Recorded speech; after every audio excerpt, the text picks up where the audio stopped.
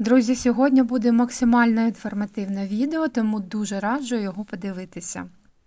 Якщо ви, як я, захоплені пошиттям з джинсів та дуже любите шити наплічники, то я вам покажу, як пошити самі класні, самі зручні лямки. На початку відео я роблю обтачку з поясів від джинсів. Джинси у мене були стрейчеві, тому цей пояс нам дуже підходить. Та він ще скроєний по косі, тому обтачка буде причудова. Ширина поясу 7 см, я його поділю навпіл та поєднаю ці стрічки. Але лінію розділу я не роблю одразу, я поступово ставлю крапки, по яким я буду потім різати. Тому що пояс, як ви бачите, йде у мене дугою, це жіночі джинси були, та пояс скроєний по фігурі, тому от така у нього форма.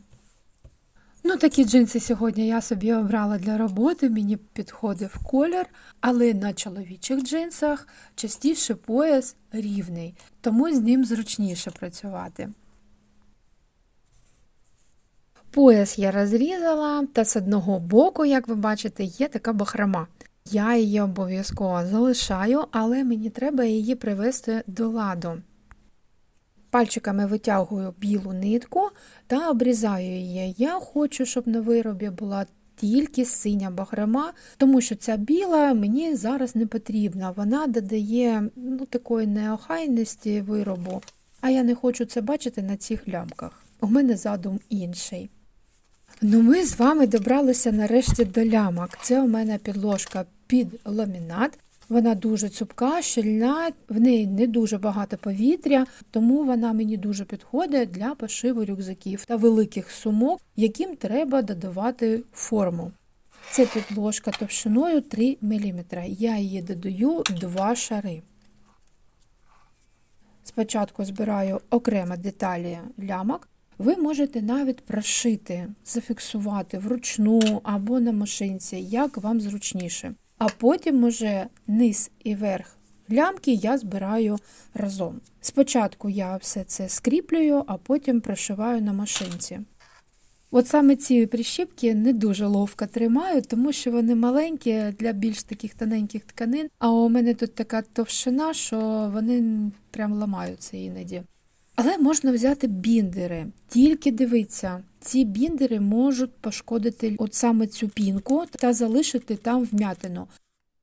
Якщо ви будете щось таке міцне брати, яке дуже сильно тримає та стискає тканину, то прищеплюйте її на край, щоб цей біндер або прищіпка були розташовані там, де ви будете прокладати шов. Щоб воно там сховалося, ця вм'ятинка. Чорна стропа пришивається не тільки для декору, а для того, щоб зміцнити лямку та ще зробити шви на цій лямці. Коли ми будемо одягати дуже важкий рюкзак, за допомогою цих швів лямка буде складатися навпіл та не буде тиснути нам на пахви, там, де розташовані лимфовузли. Це дуже важливо, тому лямку треба робити максимально анатомічно.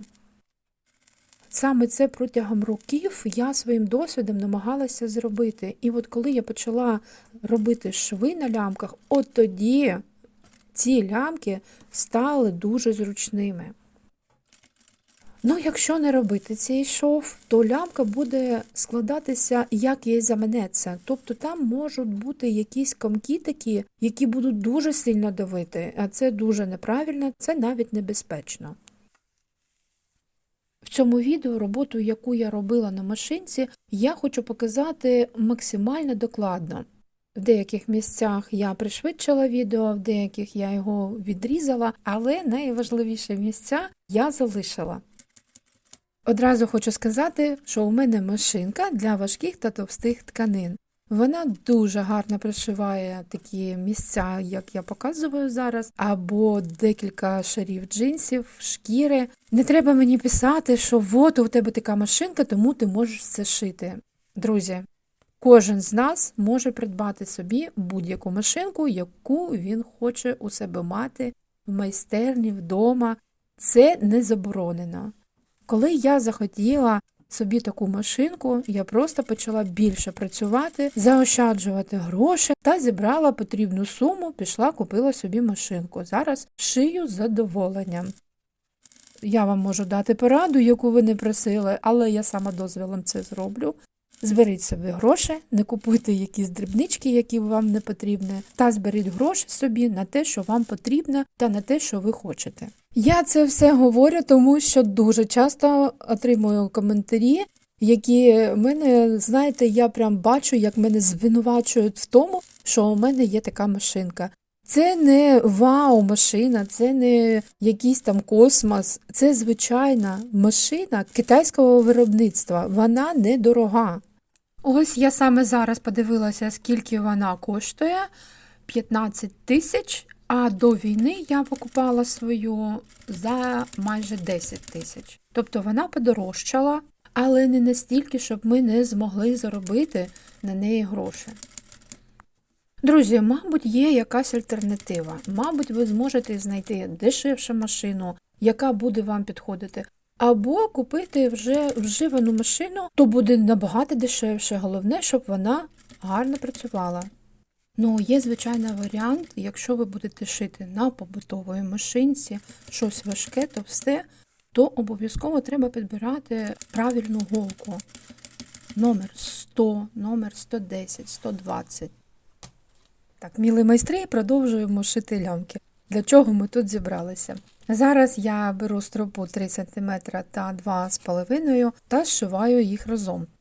Я обрала металеву фурнітуру, а рамка, яка відповідає за довжину стропи, не тримається на неї, вона ковзає. Зрізи стропи спочатку обробляю запальничкою, щоб вони не розпускалися, потім один кінець обшиваю швом зігзаг, а інший вже пришиваю до лямки. Далі я одягаю рамку. Давайте подивимося, яка лямка у нас вийшла.